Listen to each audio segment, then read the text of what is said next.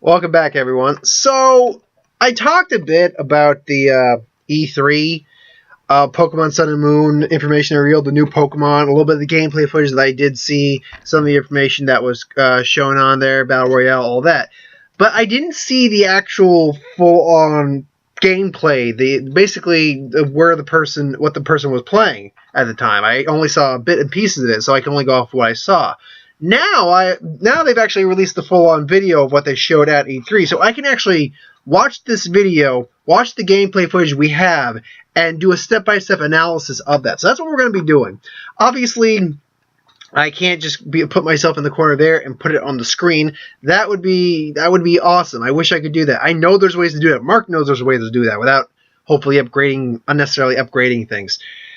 Or installing stuff. But until I can do that, this is the best I can do. But I will still, give you the play-by-play. You can watch it on your own screen, too. Honestly, you could just have two tabs open. Have that open, have the volume off if you want, and listen to me talk about this.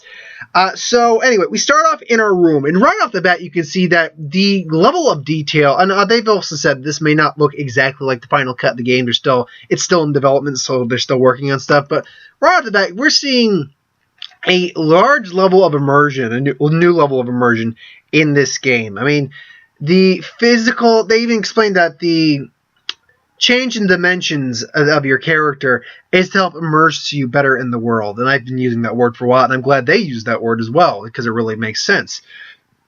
One thing we find out, definitely, interestingly, what we thought was the starting village is not the starting. It's not where you live. Where you live is that house by the beach, that beach house, basically. And the professor's lab is that shack we see on the beach there as well.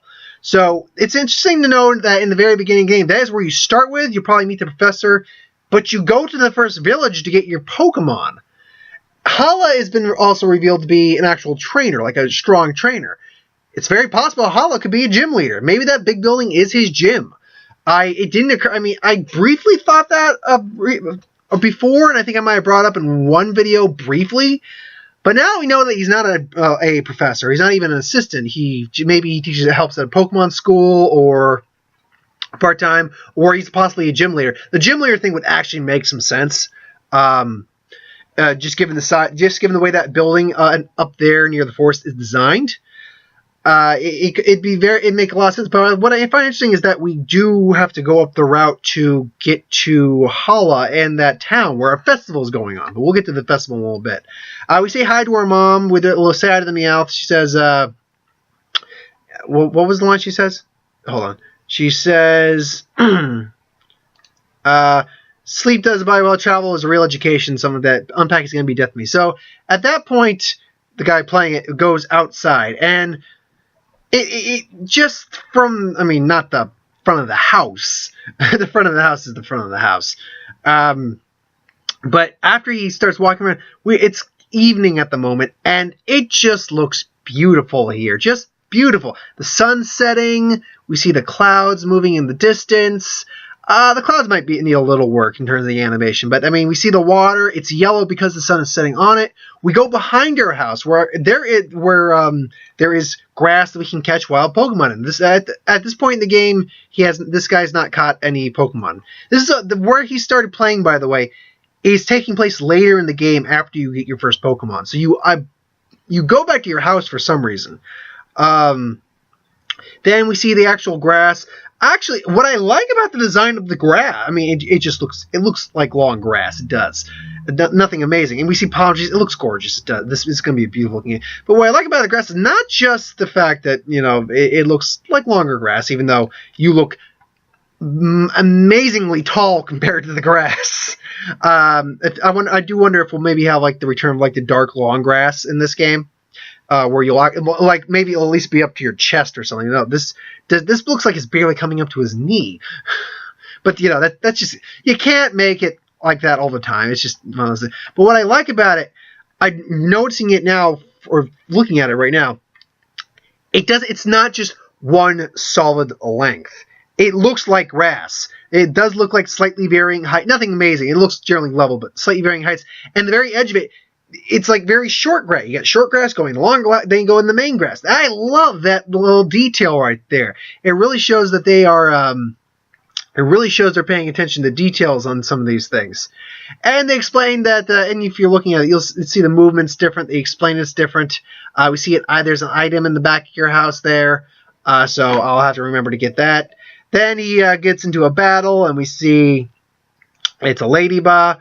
We get a look at the battle screen. It's very colorful. The Pokemon symbol and the bag symbol are on the left-hand side. The fight button is on the right-hand side, and the run button's at the bottom as it normally is. We'll see that there's two little icons for the Pokemon on the bottom screen as well. So afterwards, he goes into the attack. We see the new design for the attack screen. Very colorful, given the fact that it is the color of whatever type of attack it is, assuming you're not using normal types, in which case just a bland white or a solid black. But it just shows the effectiveness on there. That's pretty cool. We still get experience for catching Pokemon. That's also cool. It shows that the art for the Pokedex is I can't tell if that's like actual 3D art or if it's just like 2D art on the screen there. Either way, it's very lovely artwork, and it shows that like you call Ladybug, it's registered. I gotta say, just watching him go through and capture Pokemon, it really does make me want to just legitimately capture all the Pokemon in the region just to see what happens when I fill up the Pokedex, or just fill up the Pokedex. Obviously, I'll have a select few on my team. I'll probably deposit stuff in the box and stuff like that and have my main team. And then by the end of the game, post-game, I'll, train them up afterwards. But then he encounters the Yungoos. We got a picture of the Ronin Pokedex to cut out his Pokedex entry. There's a potion in the back of the house. We see some of the islands off in the distance that can be visited. He walks past the trainer. They apparently has already battled. He's walking up. We see that cliffside where that cave on the first island is, and those two palm trees. Beautiful looking scenery, just lovely. I can't harp enough about this. Then he's about to go into a trainer battle after showing off the movements a bit, and. I'm sorry. Okay.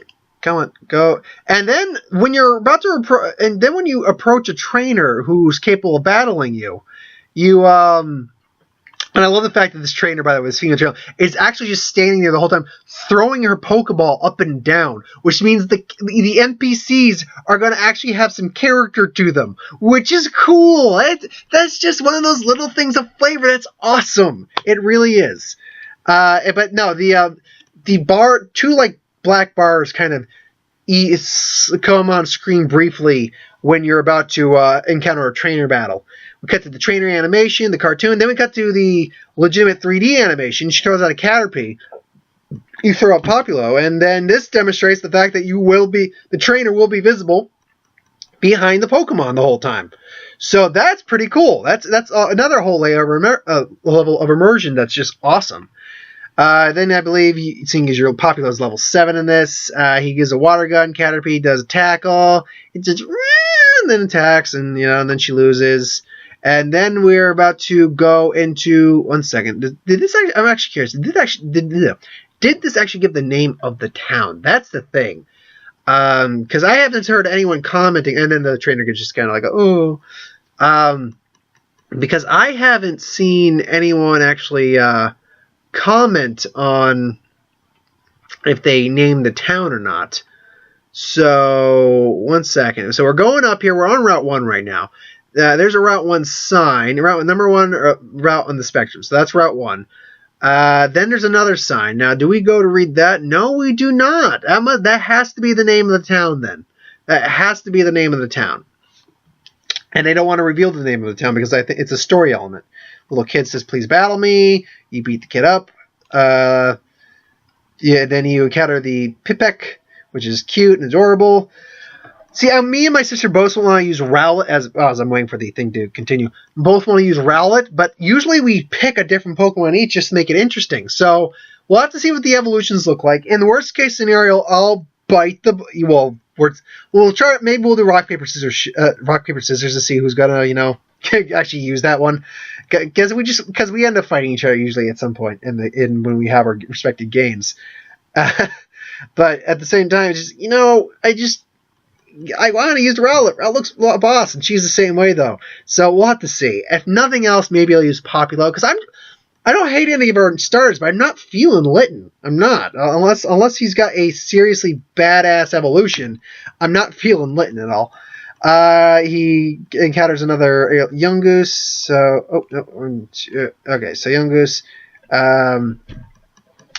He runs away from this battle with the Yungoos. Then he goes up to the town. Now, we have not seen the name of the town. We don't know the name of this town yet.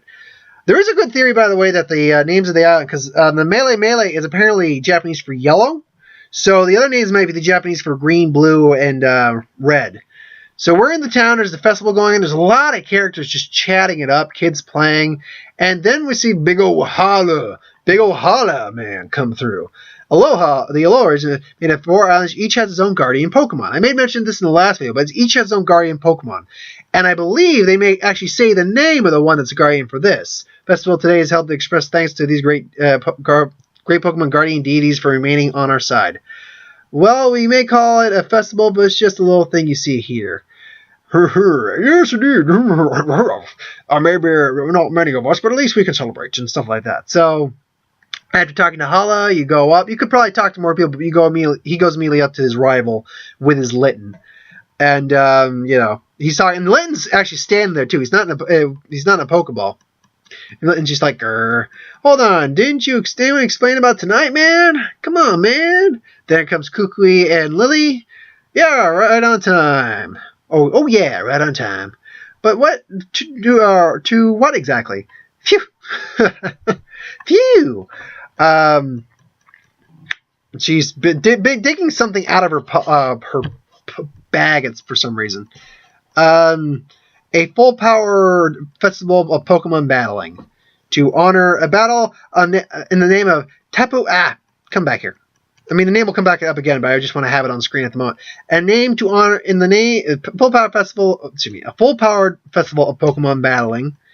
A battle in the name of Tapu Koko, pitting our best moves against one another in friendly combat, I'm saying.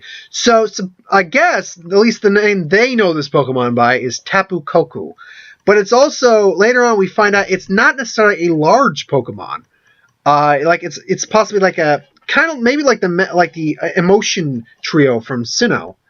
Your Pokemon have fought for you, so show them the same care in return, son. Allow me to heal them this time. Gee, thanks, old man. I appreciate that. You're so kind.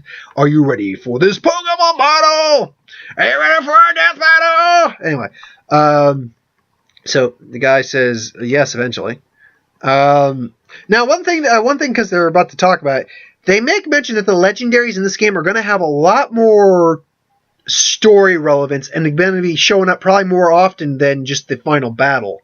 So that's interesting to see how they're going to be playing more of a spiritual role in this, which is interesting. For life on all the island, and for those who undertake the island challenge with joy of hearts, we pray for your protection. May this Pokemon battle be on offer to the island guardian deity Tapu Koko. Before you said, by the way, if that is in fact the name of this Pokemon, Tapu Koko, with the exception of Mr. Mime Jr., all those things, I can't think of any Pokemon who legitimately has 2 names. Let's be clear, the way they spell it's not one name combined. It is like Mewtwo. It's Tapu Koko. So that's interesting to me. If that is the legitimate name of this Pokemon, if it's the legitimate name of this Pokemon, that's one of the only, and again, not including Mr. Mime, 'cause that's an abbreviation. You can't really count that. That's I think the only time, and we're not counting Megas either. That's the only time I can think of that it legitimately has 2 names as its actual name. But we see how getting up to one who has met Tapu Koko. That is a key point right there, because they said they can't continue past this in the presentation. They can't continue past this point without giving story elements away. But one of the things apparently it says that we've met Tapu Koko already. Are we going to see this thing early on? And what is Tapu... Again, is Tapu Koko just what they know it by, or is it another Pokemon? Is it a Pokemon we already know? Because we know Zygarde is actually going to have a part in the game in some way, shape, or form. He's going to show up. And his multiple farms as well. So, what is the deal going on here? He's meant to what? So someone in the audience goes, people in the audience are talking. That's cool. What a curious little thing Tepu Koto is. Just typical. And they say curious little thing. Now I think that means it is a small Pokemon. They could just be using. It's like, what a curious little thing you are. Probably gonna take care of my little son. By the way, it's Sun, S-U-N. You know how your name's Silver or Gold if you don't choose a name, or Ruby or Sapphire, Diamond or I guess it's Sun and Moon. Bring forth the power of your Pokemon. But the thing is, if this is a tiny Pokemon, that interests me because this is about to honor it, showing the fierceness of Pokemon battling. If each of the 4 Guardians is maybe a little different in what they need for, which by the way, this makes sense for the platforms. Each platform probably a lot of platforms probably honor the deities of the region. Of each island. That makes so much more sense now, because people have been noting throughout the entire time they've been looking at the Alola region map, all these different platforms. Now it makes sense. Festivals are probably held all over these islands to honor individual Pokemon. So this makes complete sense now. It does, and that's cool. Because you're probably going to be battling Hau in a lot of these. You may be battling another rival, which, by the way, Lily's revealed not to be your rival. She's an assistant. She's not even a trainer. Who gets the 3rd Pokemon? Because these guys, in this one, they both got a Popplio and a Litten. Who gets Rowlet? I mean, to be fair, not all the generations did that. Gold, Silver, I can't speak for Crystal. I didn't play Crystal. Gold and Silver didn't do anything. I can't speak for Emerald. Diamond or Pearl, but yeah. Ruby and Sapphire didn't do it. Diamond and Pearl didn't do it. Again, I can't speak for Platinum. Gen 5 was the first one that did. All the rivals had each Pokemon, and then there was X and Y. So it seems a little odd to maybe reverse that a little bit, because they've been trying to express, community and things along those lines, and more people, more friends and things along those lines getting involved. That's why we're having multiple rivals.